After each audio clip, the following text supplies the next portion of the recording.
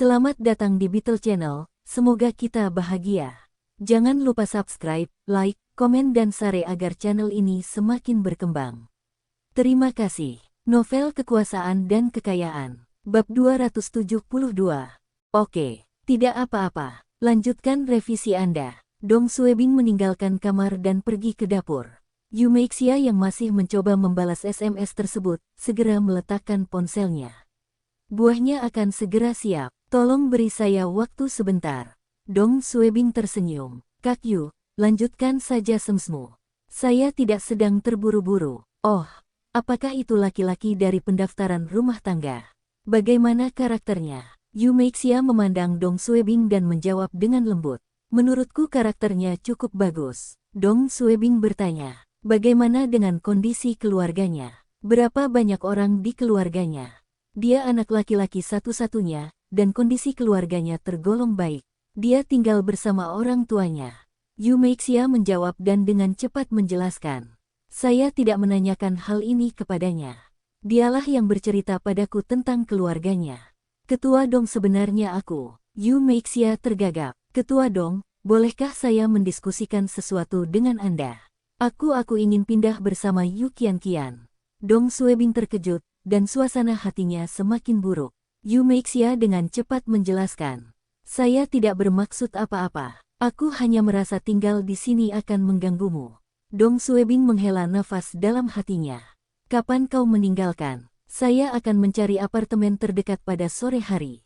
Yu Meixia melanjutkan. Saya masih akan kembali setiap hari untuk menyiapkan makanan Anda. Dong Suebing melambaikan tangannya. Tinggalkan saja buah-buahan itu di sana dan bawalah kartu identitas dan daftar rumah tangga Anda.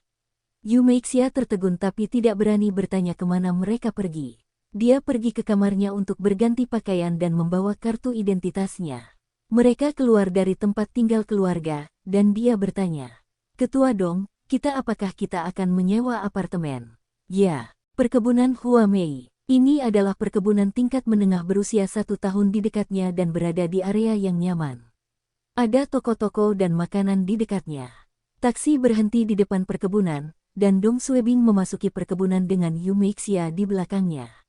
Yu Meixia merasa tidak nyaman dan tidak mengerti mengapa kepala Dong membawanya ke sini. Sewa tempat ini mahal. Terlebih lagi, ini adalah perkebunan baru. Apakah akan ada unit yang disewakan? Ruang pamer untuk perkebunan ini telah dihapus, dan sekarang manajemen gedunglah yang menangani penjualannya. Dong Suebing melihat sekeliling dan mengetahui sebagian besar unit telah ditempati. Dia memasuki kantor manajemen gedung dan bertanya, apakah ada unit baru yang tersedia? Yu Meixia tercengang. Ketua Dong, kamu seorang wanita, dalam setelan bisnis, menjawab.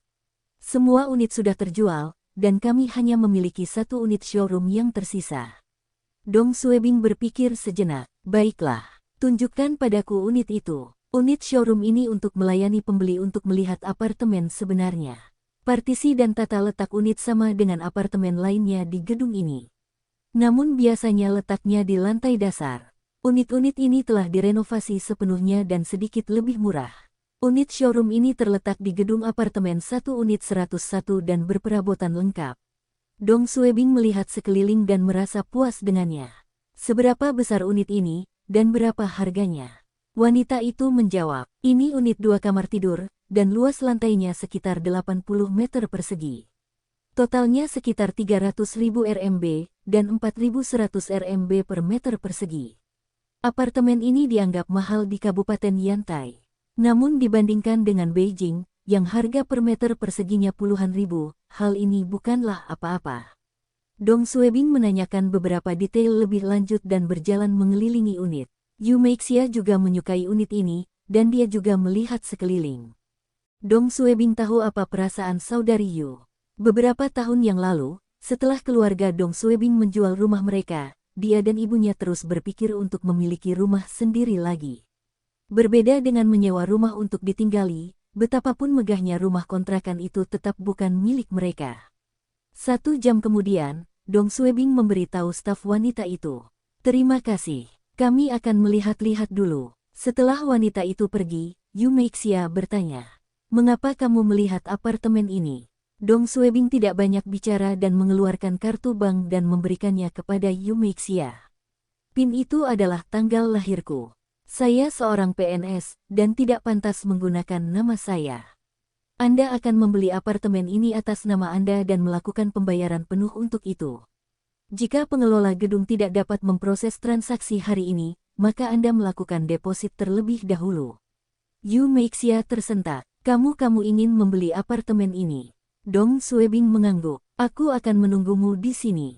Yu Meixia tahu kepala Dong kaya, dan ketika dia membantunya membayar utangnya, dia mengeluarkan 200.000 RMB sekaligus.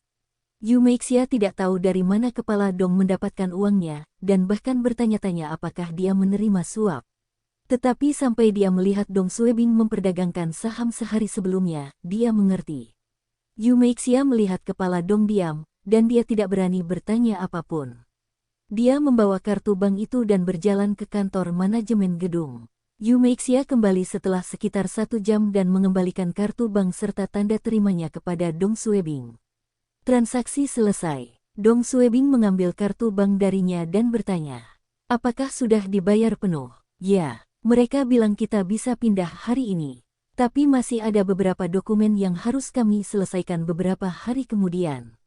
Dong Suebing mengangguk. Ayo pergi. Yu Meixia memberikan tanda terima itu kepada Dong Suebing. Ini tanda terimanya. Anda, serahkan saja padamu dulu. Saat itu sekitar tengah hari ketika mereka sampai di rumah. Yu Qianqian ada di ruang tamu, minum sekaleng kok. Bu, kakak, kemana kalian semua pergi? Saya lapar. Dong Suebing menjawab dengan berat hati. Kami pergi untuk membeli apartemen. Mata Yu Qianqian membesar. Membeli apartemen. Kakak, apakah kamu tidak punya apartemen sekarang? Yu Meixia mengusap wajah putrinya dengan lembut. Apartemen yang ditinggali kakakmu sekarang adalah milik unitnya.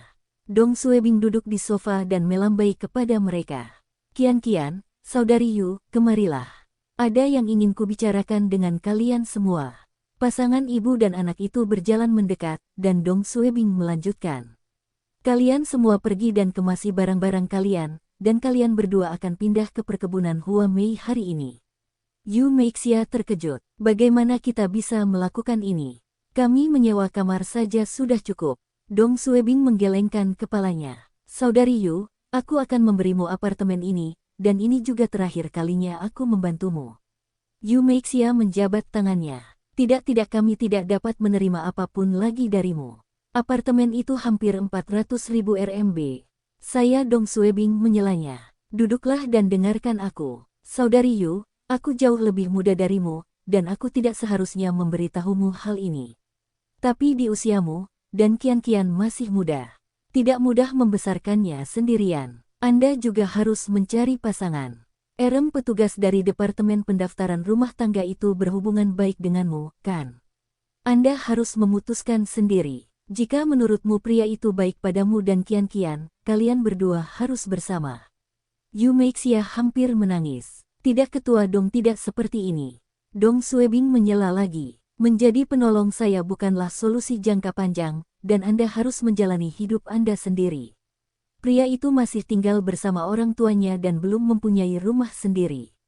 Jika kalian berdua memutuskan untuk bersama, kalian semua bisa tinggal di sana setelah menikah.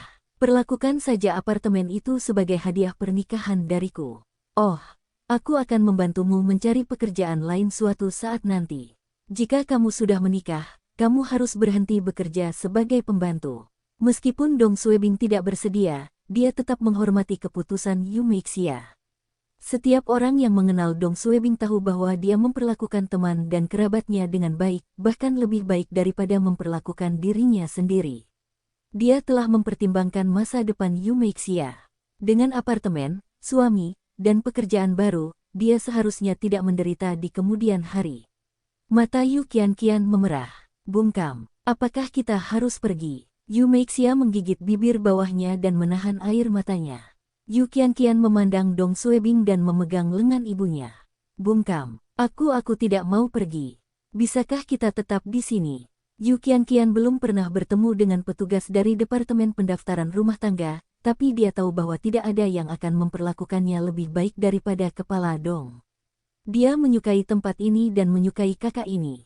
Yu Meixia mengertakkan gigi dan berkata, "Ketua Dong, saya tidak ingin pekerjaan lain.